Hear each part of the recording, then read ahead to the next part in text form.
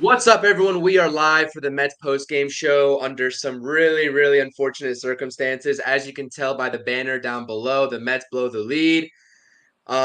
Mets lose, blown in the eighth inning. I got my guys with me, per usual. My co-host Nelson, pretty much co-host Matt. Appreciate you guys tuning in. I'm gonna give you guys some brief shout outs real quick. Obviously, I gotta put the banners up, follow these guys on YouTube, subscribe to the YouTubes, and follow them on Twitter. You got Matt at Flushing Sunny 41, and you got Nelson here at Amish Country Mets fan on YouTube and Amish Country Met on Twitter. Gentlemen, I appreciate you joining me. We got a lot to say. Give you guys opening remarks, whatever you need to do, and we'll get into some specifics of this game. Nelson, you're up. Let me hear your initial thoughts. And I don't know I don't know how to compile my thoughts. I don't know how to make this into an organized post-game show. It's going to be a crapshoot. It's going to be all over the place because that's what the Mets are, and we are going to resemble that because I thought I was going to have the talking points, a nice, smooth Mets win. Little did I know the crap storm that was going to be approaching us. So what's up, Nelson? Talk to me, buddy. I'm trying to remain calm and not go off the handle. This team is a bad baseball team. Let's get that. Anybody that thinks different needs to get that in their heads. This team is a bad baseball team. Period. It ain't changing, fellas. I'm sorry. For a while, I was on the bandwagon. Oh, we can go on a run. Nah, it ain't happening. There's no run coming. If anything, we're going to fall way down the tank. After today, we can be 9 games out of the wild card? 9, yeah. And just real quick, because I've looked this up, because everybody likes to harp on the 2022 Phillies, 2021 Braves, 2019 Nets. This date last year, the Phillies had a 38-35 record. They were 2.5 games back of the wild card. That's it. 2021 Braves, this is the argument I'll give some people. They were 36-39. They were 8.5 games back of the wild card, but they were only 5.5 back of the division. The 2019 Nats, 38-40, 2.5 games back of the wild card. All those teams were in better position than us. It's not going to happen. If it needed to start happening sooner. It's too late now. I mean, I guess you could say anything can happen, but I just don't see it. I don't see it. This team's a bad team. And what can we say? Buck's a freaking lunatic. What's he saving Robertson for? And then he gets him up in the 9th inning when we're losing? What is that? That's the kicker. If there's ever a game to get a manager fired, this is it. Like, this is just stupid. Like, what are you doing? It doesn't make sense. So that's where I'm at with it. I'm not even that upset at the loss per se. I'm more upset at just the way they lost. It's Buck just being a freaking moron. Yep. No, I completely agree. And before I let Matt go here, want to get to the new show debuting on Tuesday with Nelson and I. Follow the Twitter, Interstate Mets. It's going to be streaming on Tuesday at 5 p.m. on both of our YouTube channels, and follow the pod on Twitter and Instagram at CPNY Sports. We got a comment here. My boy Josh, he's no longer the Rockies correspondent after they lost yesterday to the Angels 25-1. So shout out Josh for tuning in. Always appreciate the support. Always the team. The one thing that I will say, now let Matt get his thoughts off here. The one thing about what you said in terms of bringing Robertson up in the 9th inning after he was quote unquote unavailable the whole entire game, and we saw Josh Walker and Jeff Burgum collectively lose this team the game. Obviously, Brett Beatty's error was huge to sprinkle in between. Do you all think, and Nelson, we'll get back around to you, do you all think that the analytics department has any sort of say in terms of whether or not Rayleigh, Ottavino, and Robertson before that 9th inning were available today prior to the game? Matt, you're up. We could talk about analytics in the department, but Buck's the manager. Like, your job is on the line here. You're Buck Showalter. You came out of retirement to manage this team. Your reputation, everything is on the line here. Like, they're not going to fire you if they didn't fire you yet. Like, you're running a team with a $341 million payroll before taxes. You can't get them above 500. If they didn't fire you yet, they're not going to fire you for not listening to the analytics team and going with your gut on the bullpen, if that's what you did. I mean, like, this whole time I've been one to say you can't fire the manager, not because he shouldn't be fired, but rather you don't want to set a standard of you're going to have one good year, one bad year, and we'll fire you midway through that bad. Like, Steve Cohen doesn't want to come across as the guy that just puts people in front of a firing squad and wants to appease the fan base. So I get that. But, man, if there's a day you should have lost your job, and I'm never an advocate for someone to lose their job, like, man, Buck, you're making it really, really hard. You're making it really, really, really hard. You walk into the 8th inning with a 3-run lead, and you keep throwing B relievers out there, and you walk out with your hand on your hips like you can't believe what just happened. This is on you. This is absolutely on you. Ottavino could have went today. I don't care what anybody says. He could have went. Robertson could have went. He hasn't pitched in a week. Yesterday he went out for 5 outs. I don't know how many pitches he threw. Like, he could have came out today. You know what? Like, this is my problem here, Nelson. This is where I disagree. This is a bad team. It's not that bad a team, because you know what? This team did what it had to do to win today. And the manager came out and said, nope, I'm going to toy with it. It's like my dog. It's like watching my dog play with his food before he eats it. Like, it's right there. It's right there in front of you. There was no excuse today. I'm sorry. Good baseball teams have good managers, and good managers do not manage to win tomorrow. They manage to win today. If you're 10 games above 500 and the division's in your back pocket, yeah, sure. Give your guys a rest and take a series loss. Who cares? We have one series win this month. One series win. You could have ended this month on a high note, and you could have sold. You could have sold to the fan base. You could have sold to the team. Hey, you know what, guys? Let's get it going right now. From here on out, no more BS. Let's get a streak going. But instead, you're going to your B relief, and you can't. You're looking at him in the dugout and he's in disbelief that Jeff Brigham is walking guys in. What did you think he was going to do? What did you really think he was going to do with the bases loaded and no outs? Was he going to throw a meatball down the plate? Like, what are we thinking? Like, this is my and also Nats are a bad example, because I want to say the Nats were still below 500 at the August 1st deadline. So that's a bad example. But yeah, but what matters is how many games you're back. And we're like 9 back. They were a couple games back.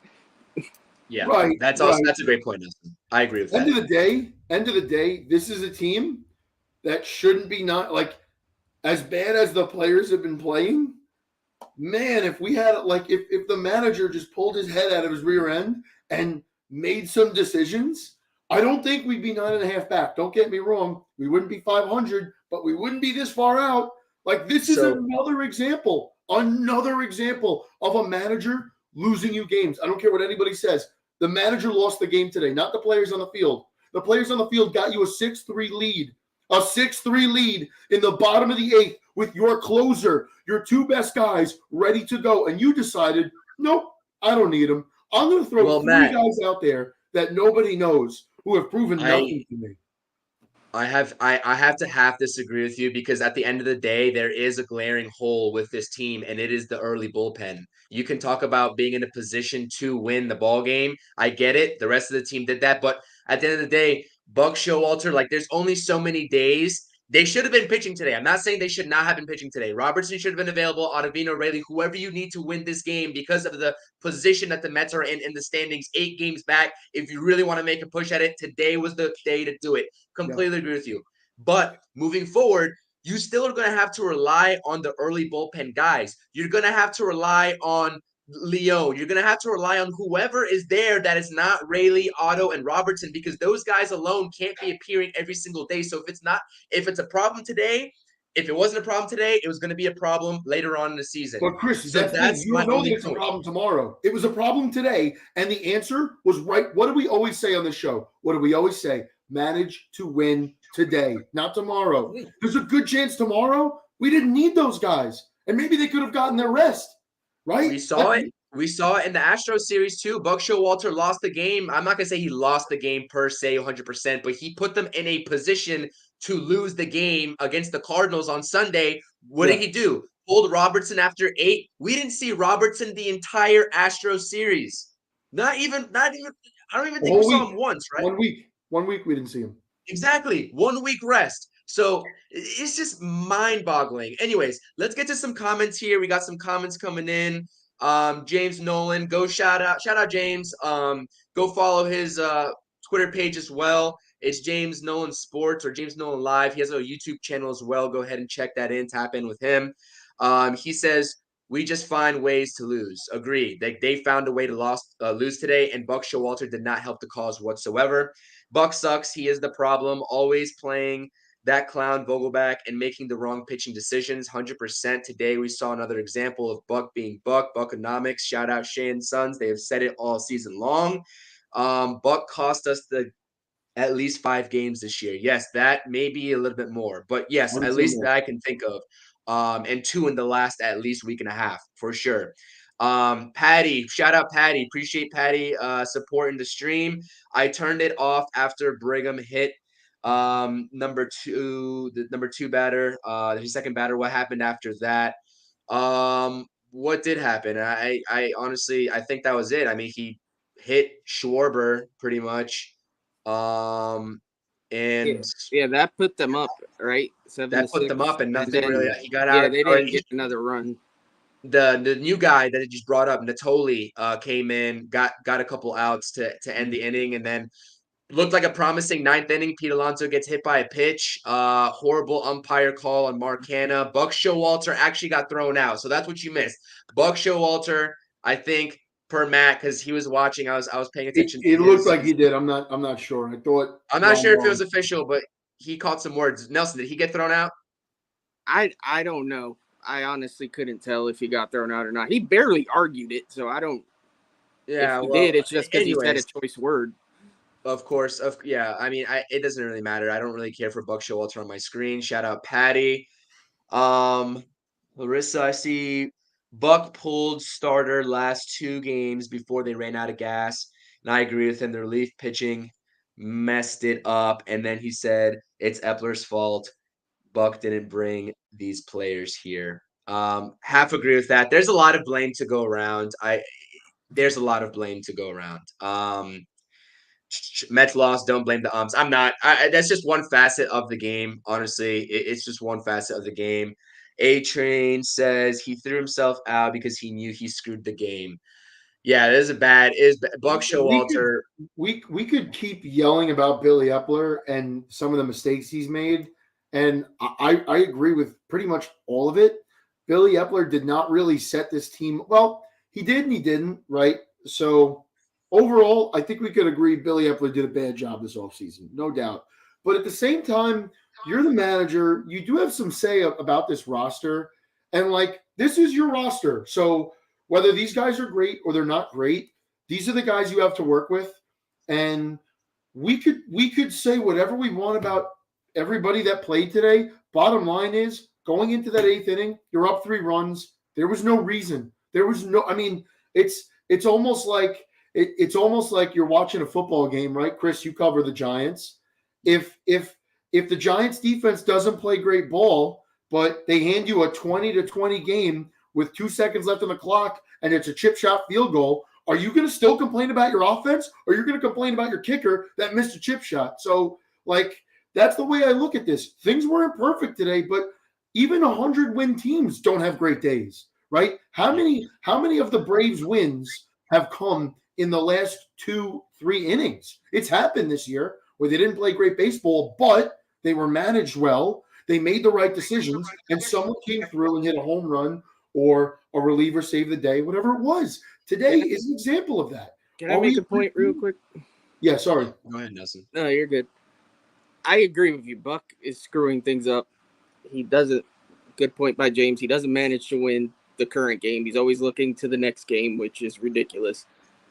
But some of this is on the players too. This is a bad team. I'm sorry. Cookie Carrasco, Buck didn't go out there and only pitched 4 innings. That was Cookie Carrasco. Buck didn't make that error by Beatty. That was Beatty.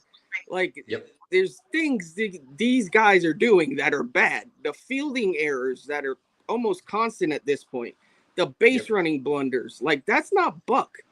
That's these players just being bad. But if Buck puts Robertson in, those bases probably aren't loaded for Beatty to make that error. I'm just saying that. Like, maybe not, but I agree with you. I agree with you. These guys shouldn't be making errors. I agree with you. But the answer is right in front of us. We are sitting on our couch. The answer is right in front of us. We know what to do. We know what to do. I mean, look at last year's team. Last year's team is an 101 win team. Before we talk about offense, it was an 101 win team. Edwin Diaz had 31 saves. That means 31 times there was a game within 2 runs. I don't know how many holds he had, but there was a point where he came in where we were up by 2 or less runs, and Edwin saved the day, right? We could agree on that. Edwin came in, saved the day. That was the answer. The answer was simple. Put in your closer. How many times did we see Edwin Diaz come in and pitch 2 innings because he had to? I'm sorry. I agree with you. The players got to play better. I agree with you, Beatty, on that botch double play. I agree. But by God, the answer is right in front of you. Robertson's ready to go. Ottavino's ready to go. Put one of them in. And you know what? Prove to me. Put in Robertson and show me, call me stupid, prove to me that Robertson couldn't close this game out. That's all I want. Put in Robertson and let Robertson screw up. And then we. So he wasn't truly unavailable. Can we get that? Point across that Robertson wasn't truly quote unquote unavailable because he was warming up in that 9th inning. So when you see Josh Walker load the bases or even get the first 2 runners on board, why is he not starting to warm up? Why is he not starting to warm up? I'll tell you why. He's gonna say, watch. If you go back to the post game, he'll say he was saving him to close the game in the 9th. Yep. That's what he's going to say. He didn't have Ottavino. Ottavino wasn't available for whatever stupid reason. Rayleigh wasn't available for whatever stupid reason. So he's going to say, I had to save Robertson for the 9th because blah, blah, blah. And I got to worry about tomorrow. And it's the same old Buckonomics. It's the same thing over and over. Just get rid of this old fart already. Before you go, Matt, I'm going to let you get your point off. I do want to get to some comments here, and then I want to say that actually, Matt, sorry to cut you off. Go ahead. I'm going to let you go. No, it was very quick. It's kind of nitpicking, but top of the 7th, Narvaez is supposed to come up, and you bring up a cold Francisco Francisco Alvarez with runners on 2nd and 3rd. Narvaez was 2 for 3 that day. All you need is a single to bring a runner in. What are you doing? See, you know what's funny about that is that I think Gary Cohen tried to praise the move. He's like, "Oh yeah, smart move," but then Keith's like, "Well, Alvarez numbers against lefties are kind of bad." Yes, they're really bad. Why are you bringing Alvarez in? If you listen to the broadcast, Gary was confused. Like, well, all you need is a single here, and Narvaez is 2 for 3. Like that was the quote. All you need is a single, and Narvaez is 2 for 3. I got no problem with Alvarez. The kid was cold. He hasn't swung all day. You have a catcher that's done his job today. What are we doing? You're getting cute. Right. You're getting cute where you don't have to. Yeah. Sorry. I do want to segue into that because you said Francisco Alvarez. Why would we bring him into the game? He was cold. I want to segue into that. What I want to say also while we're on Buck Showalter, did you all see? I don't like what Buck Showalter, his quotes have been with the rookies all season long, but did you see what he said to Tim Healy today when he was asked about who's going to be starting on Tuesday? And I guess why it wasn't Lucchesi and why it's Peterson being brought up, or he just asked who's it going to be. He said something along the lines of Buck Showalter responded saying, "Why do you always want to know what's going to happen before it actually does? Do you want to know when you're going to die?" That's what he said to the reporter.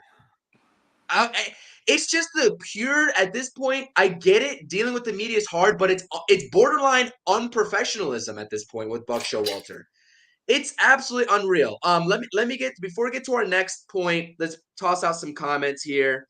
Always want to shout out the viewers. Let's see here.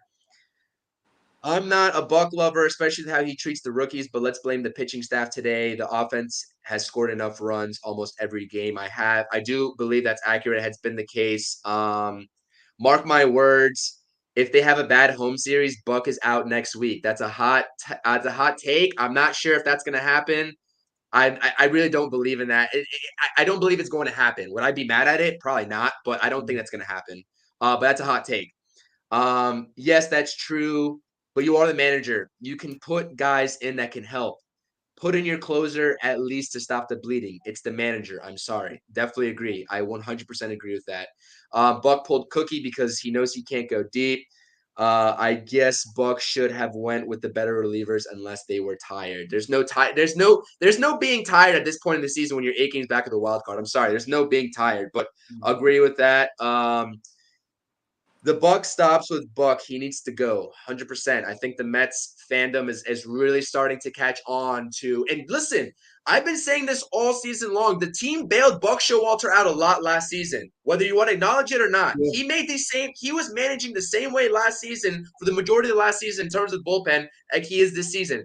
He has no feel for the game in terms of knowing his team cannot do and replicate so far what they did last season. So that's on him. Ottavino is not reliable. I agree. He hasn't been reliable this year, but he's more reliable than a guy like Josh Walker. Then that's just a simple fact. Shout out Lava. It's the Mutts. Let's go Phillies. Appreciate you joining the stream. James says, Buck, you think would be good at talking to the media, considering he was a TV guy. Yeah, he has no sense of media coverage in terms of, I don't know. I just don't know if he thinks he's being smart or if he thinks he's helping his case. And I don't know. But that's really bad. My next segue here, we can talk about this game. I want to talk about the kids playing. Obviously, we saw Brett Beatty make that crucial error, right? It's not on Brett Beatty because Brett Beatty didn't make Jeff Brigham hit those batters, right? But you can say the inning changes if Brett Beatty doesn't make that error. We know these kids. We've been clamoring since the start for these kids to come up and play. We know and we knew all along these growing pains were going to happen when these young players come up and play. A good team finds ways to win. A good team, if Brett Beatty makes that error in that situation, you still get out of that inning unscathed and you still get out of the inning with the lead. A good team with talent in the bullpen it still would be and a good manager. What was that, Matt? It wouldn't have made it 3 outs though. It was bases loaded. I agree. I think you would have had 2 outs, a runner scored, a runner on third, so you'd still be up by 1 run. It's not to say Jeff Brigham doesn't give up that run, but yes, yeah. But you still mitigate those errors because you know they're coming with these kids. Like, this is not a knock on the kids for me because we knew these errors were coming. We knew the mental lapses. We knew the cold streaks at the plate were going to happen, right? So, Nelson, what do you think about that? Yeah, no. Well, another part of the problem is players not only at the plate but also defensively need consistent reps, especially when they're young. Buck is platooning Brett Beatty for some idiotic reason. Why did he not play yesterday? It doesn't make any sense. This is just dumb stuff that Buck keeps doing. He keeps putting these guys in bad spots. I just don't get it. I know Alvarez needed a day probably. He's been playing pretty consistently. But Beatty, he's toying around with him. This is what they did with Conforto back in 2015. I don't get these idiotic moves that these. It doesn't seem to matter who the manager or who's in charge in the front office. We keep doing dumb shit with our players. Sorry for the language. No, I don't know. I just don't get it. Any thoughts? I agree wholeheartedly with Nelson. How were we ever going to see, I mean, Brett Beatty makes that mistake. He's a rookie. We expect mistakes. He had a great day at the plate. He's never going to get any better at third base if you don't put him out there every day. He's never going to be the guy we want him to be if he plays 4 times a week. If we play 6 days a week, he should play at least 5 of those games. He really should be playing every day. He's a young guy. He doesn't really need days off. He doesn't need days of rest. And you know what? If there's a day that you want to play Danny Mendick at third or Luis Guillorme, I'll buy it. But let Brett Beatty get reps at DH. If that's what you're going to do, at least give the kid at bats. So I agree with Nelson. This is idiotic. Like, what are we doing? What are we doing? Yep. This is just No, dumb. I completely agree, 100%. That it's beyond ridiculous. If you guys are here, if you're new to the channel, make sure you drop a like, hit the thumbs up, subscribe to the channel if you haven't. Subscribe to the gentlemen with their handles on YouTube to my left and right. They both got channels as well. Support the stream. I appreciate you guys commenting, and if you're just Chris, I watching got and not about 10 commenting, it's more perfectly minutes. fine too. Yeah. Yeah, Want to get to some positives here. Not positives because there's really no positives, right? I'm not going to be that guy to say this is positive. Like we're all feeling really bogged down. That put a dagger in my day. I'm not gonna lie to you. I was fully expecting them to come out with a series win, and I was still holding out a little bit of hope. I see Nelson smiling over there, but I really was. I really wanted to stick it out. But my goodness, positives. Pete and Lindor. Lindor had a great series this series. Yep. Great. He had a hit every single game. I know he had that one at bat that looked pretty ugly early on in the game today, but he hit the home run from the left side. I got some numbers And on Lindor when you get drop some numbers. But Pete also getting out of the funk today. Got 3 RBIs, 2 base knocks for Pete. Obviously got on base 3 times with the hit by pitch. Hit the home run opposite field as well. Good to see those guys at least at the very minimum start to sort of. It's not like they haven't been producing, but like be in tandem with one another. We need those guys. The offense, like we said, someone commented, the offense really hasn't been the problem. They've been producing, right? And that at least is the good thing. The pitching has been a little bit of a different issue. Bullpen starting pitching, back and forth with who we can blame there. Let's drop some numbers on Lindor if you got him, Nelson. Yeah, so, and I've been harping on this for a while. So, and Lindor's my guy. I've always said he's a second half guy. Last 7 days, he's hitting 368, not including today, with a 500 on base percentage, 789 slugging, and 1.289 OPS. Wow. I mean, he's been heating up. Yep. In the month of July, Lindor for his career, 308, 30 homers, 105 RBIs, and an 873 OPS. It's by far his best month playing, and it's like the numbers are there consistently. His next best is September, funny enough. His worst month of his career, oddly enough, is June. He only has a 246 average and 749 OPS in June. So I fully expect him to heat up and continue to heat up. Alonso, same thing. I mean, he's struggled, but I don't. He's produced. He's produced enough. We just with both of them, we obviously want to see the batting average go up. They're both hitting like 223 right now. That's what but otherwise, they're producing. They get homers, they get RBIs. It's just we need the batting average to go up. But I'm not worried about those two guys. Just the rest of the team just isn't any good. Jeff McNeil right now stinks. Let's just throw that out point. There we go. James already had it locked and loaded. McNeil, 187 in the month of June. He's been really, really off. I will say, I'll give him some credit. I appreciate the sack bunt today. I think it looked like a sack or drag. He knew he was struggling. He knew he needed to get those runners over. I think Brett Beatty didn't get those runners over. They didn't score that inning, I'm pretty sure. Or after the sack bunt, they didn't score. I think, if I'm not mistaken, that was a sequence when Beatty struck out.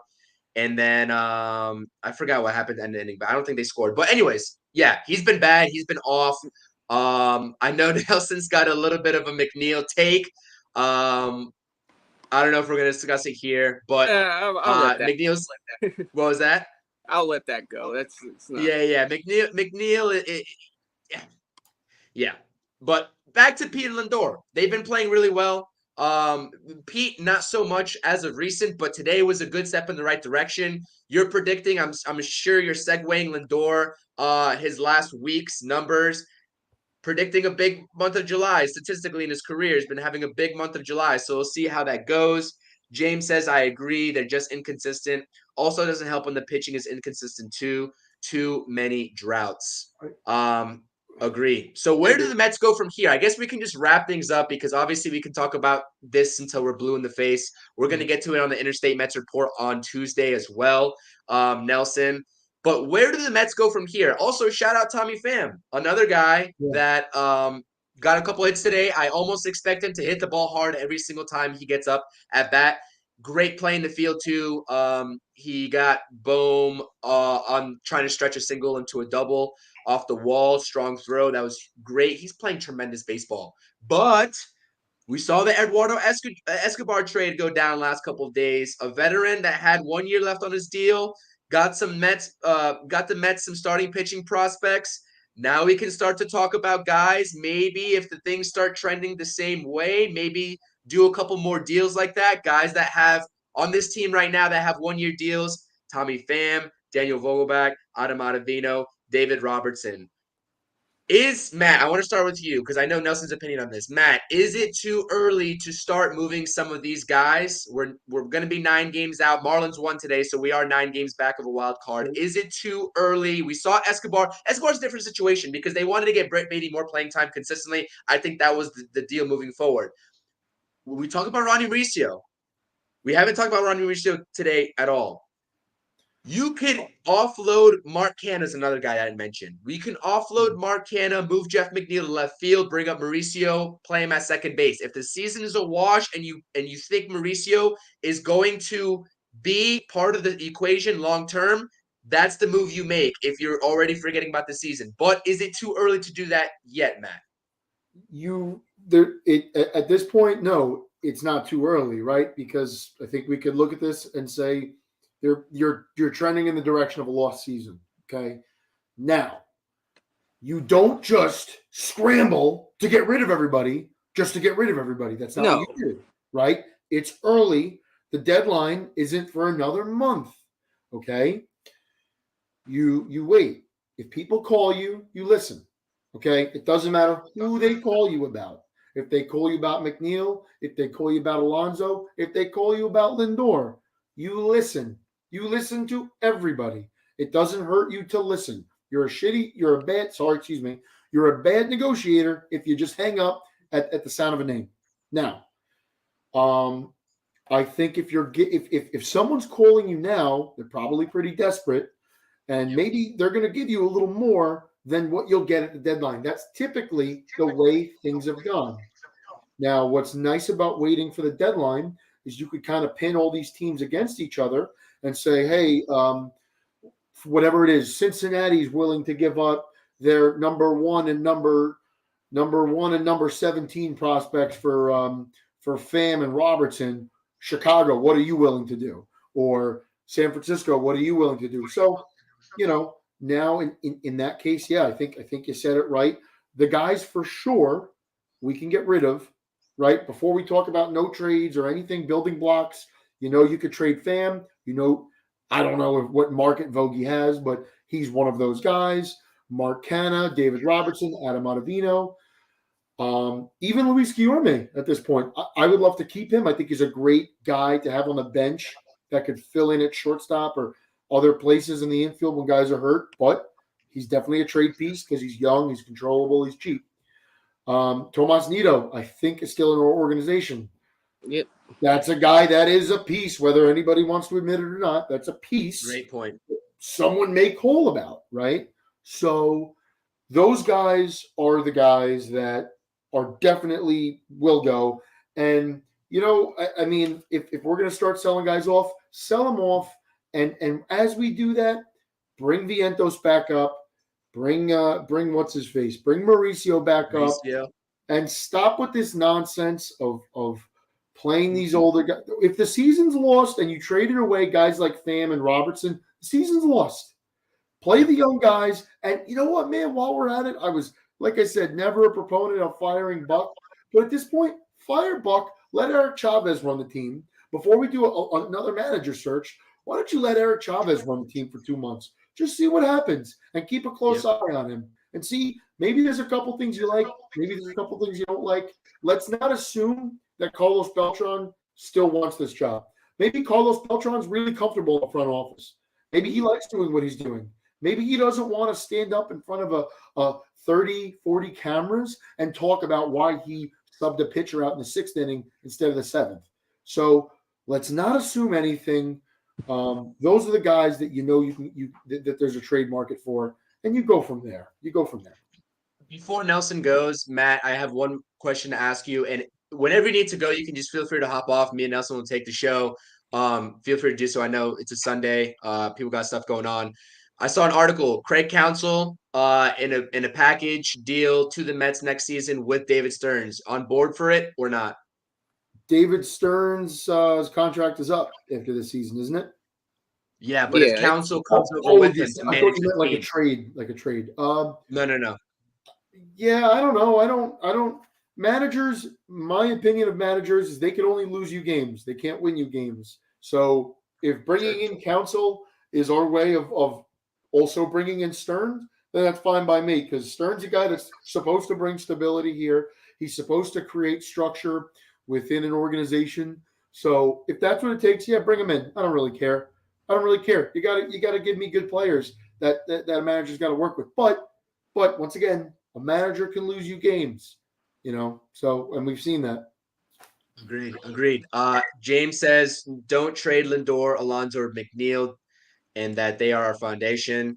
Out of these three guys, I think McNeil probably would be the first one that I would take calls on. I don't think Lindor with his contract, people would even think it makes sense to take him. So I don't know how much that makes sense. And Alonso's due for an extension. We'll see what happens, but I also just think Pete Alonso should be a Met for life. I'm a fan of his. Lindor's going to be a Met for probably the rest of his career too. So those two guys are definitely not going anywhere. McNeil, Starling, Marte, maybe. Those contracts are a little bit difficult Marte, to maybe. work with. We'll see. But those guys are also still on the table. Take all the calls you can get. Nelson, you're up. Let me hear what you got to say. Yeah, I almost 100% agree with Matt's just said. I know I'm harping on sell, but I don't mean sell like everybody right now. Like you don't need to call every GM and start offering all your guys. But take calls. If they come, take them. If they don't come, yeah, wait it out a little bit. But yeah, all those guys he mentioned should be gone. If the season is lost, there's no reason. If you can pawn Cookie off on somebody, I doubt you can, but if you can, you do it. Anybody. Marte, yeah, I agree. That one's going to be a little harder. But Cohen's proven he's willing to eat money. So if he's willing to eat some money, I mean, that is 20 mil for the next 2 years. I don't know. Maybe a team gets desperate. You never know. Injuries happen. Teams get nervous when a guy goes down late in June or late July and they have to scramble for somebody. You never know what can happen. Same on the pitching front. Do I really think Max Scherzer is going to get traded? No. It's a lot of money. We'd have to eat a lot to get anything decent back. Or next year, too. Yeah, exactly. Yeah. But if a team gets desperate, somebody goes down, you just never know. I'm saying it could happen. It's a possibility. I doubt it. But those guys that Matt mentioned, for sure, you have to take calls on them. You have to try your hardest to get rid of them. Obviously, you just don't want to give them up for nothing, but you got to make the best deals possible. Plan for the future. Plan for next year. Stock up as many pieces as you can. Load up the farm. Because in the offseason, you can use those pieces. You can trade them. You can figure things out. You can free up some more money to make some free agent signings. That's important. As far as the Counsell thing and Stearns, listen, I don't know that Stearns is the savior. I don't like to use that term anyways. I think he could do a way better job than Eppler. If it makes him more comfortable to have his guy with him, then great. Yeah. If not, whatever. I'm not a big Counsell guy, but he did all right in Milwaukee. They turned a franchise that was pretty bad, and they took them 4 years in a row to the playoffs. Yep. We haven't gone 4 years in a row to the playoffs ever. That's just never happened. We barely get to the playoffs 2 years in a row. So I'd gladly take that. So, yeah, we'll see what happens. That's far down the road. But for right now, it's trade who you can. And I don't know, man. Buck, I feel like Buck has to go. If he doesn't, it's whatever. But I feel like we're better off, like Matt said. Why not see what Eric Chavez has? Maybe that's your guy for the future. Maybe not. Maybe it's Counsell. But I'd rather take the chance and see if we have a gem there or not. Yeah, I agree. And the general consensus as the Mets keep on losing these games is that we are going to start slowly thinking about next season. I know it sucks. It's June 25th. if it's one thing that I'm confident in is that the Mets next year will still put together a competitive roster under Cohen's watch, regardless of what happens this year. Yeah. That's one thing that I'm confident about. You can say anything you want about Steve Cohen. I'm not going to question his integrity and his willingness to put a winner on the field. Because I don't think he's a liar. Listen, like I got a couple minutes left, so this is, I guess, how I'll close. This year was a disaster. There's no doubt about it. But I've said it before. I'll say it again. If even a thought in your head as a Mets fan is to blame the guy cutting the checks, you're out of your mind. I'm sorry, you're out of your mind. Steve Cohen has maybe things weren't great this year. Of course they weren't. What he's trying to do here, regardless of who the general manager and manager is he's trying to buy himself wins while not mortgaging his future. And we should really be hopeful and thankful about that. Okay. Like he could have really traded away the farm in 2021 when we were up like 6 games in the division. Yep. And he didn't. He gave away Pete Crow Armstrong. Big deal. Okay. He could have gave away the farm last year. He didn't. What he's trying to do is make this team very competitive with his wallet while he can until these guys come up from the minors, and then you could really see what you have. I mean, we forget how much the Wilpon family and Brody Van Wagenen decimated this farm system in 2018, 2019, 2020, right? Like everything that they gave up to get these like middling pieces to make us a middle of the pack team. In retrospect, how has Steve Cohen and company hurt this organization long term? He hasn't, right? All he's done is give out big contracts. Well, as long as he's willing to keep spending, those big contracts don't mean anything. He didn't give away Brett Beatty. He didn't give away Francisco Alvarez. He didn't give any of these core guys away. They gave away a single A center fielder who got a shoulder surgery that the organization wasn't totally confident in still playing center field anymore. That was the most devastating thing they did. People talk about the Colin Holderman trade. Like that didn't set us back. If Colin Holderman was here and Vogie wasn't, we'd still be 6 games under 500. We would be. Yeah. Like maybe our bullpen would be a little better, but we'd still be a bad team. Like if JD Davis is still here, we never traded for Darren Ruff, we're still not a good team right now. We're just not. So ultimately, Steve could do a better job with who he's hired. Absolutely. I agree wholeheartedly. But at least he's not setting this franchise back. He's not giving his general manager the green light to trade everybody away. He's being a little conservative while using his wallet to supplement the team. And I have no problem with that. And you know what, man? Mets fans, we shouldn't have a problem with that. Because if you said 5 years ago that this was going to happen today, 10 times out of 10, you will take this guy over the Wilpon family any day of the week. Agreed. And we're going to get to some comments here before we close it out. I know we're going to be just wrapping this up, but I want to get to some comments here. We got Millbest77 talking about Buck Showalter here.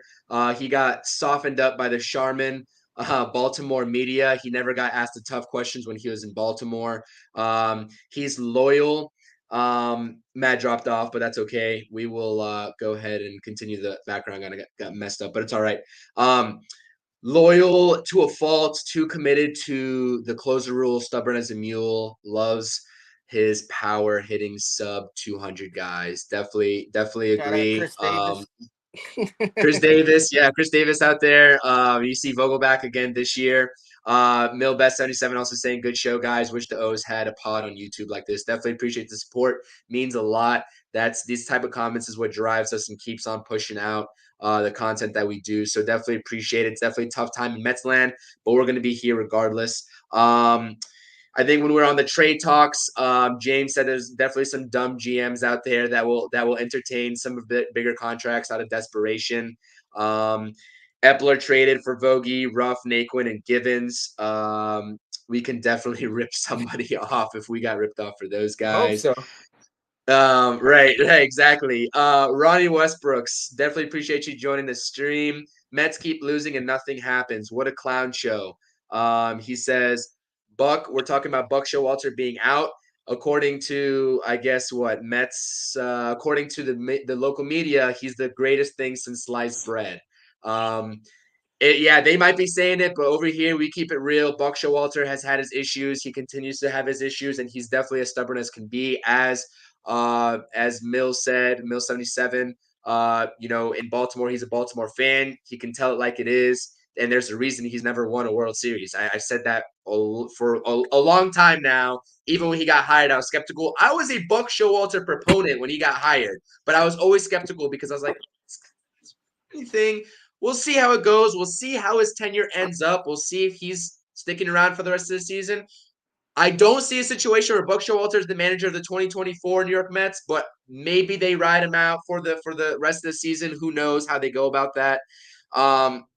He says Crush Davis with a little puking emoji. That was a bad contract as well. James says Cohen got big balls. He's swinging them. Big swingers miss, but he will hit a home run someday. I completely agree. That's a interesting analogy, but I definitely completely agree with the sentiment behind that message for sure. Let's see here. We got another O's fan, but root for Are the you Mets. getting all This these team is O's done. fans? Yeah, I don't know. Keep it coming. I got nothing against the O's. One of my good buddies is an O's fan. Obviously, I'm in the DC area. I've been to Camden Yards, beautiful park. I respect how quickly they have rebuilt that organization, and they're doing some great things in a tough AL East.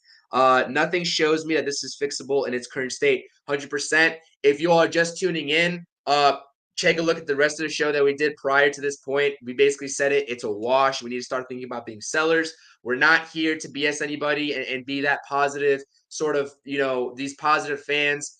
We are brutally honest fans. If the Mets were doing well, we would call it out.